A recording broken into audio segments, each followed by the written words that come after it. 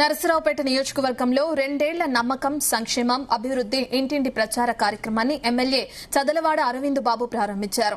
నరసరావుపేటలోని BC కాలనీలో నిర్వహించిన కార్యక్రమంలో స్థానికులు ఎమ్మెల్యేకు ఘన స్వాగతం పలికారు.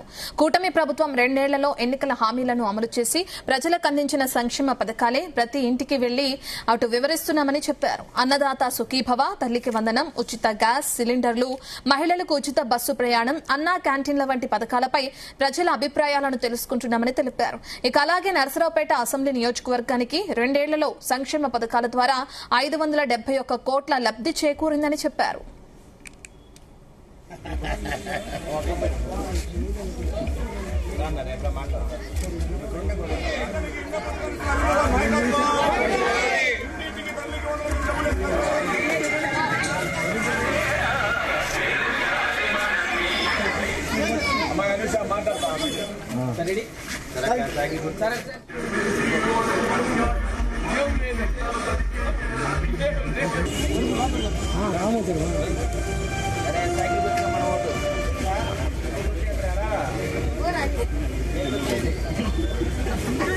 అన్న రాము అన్న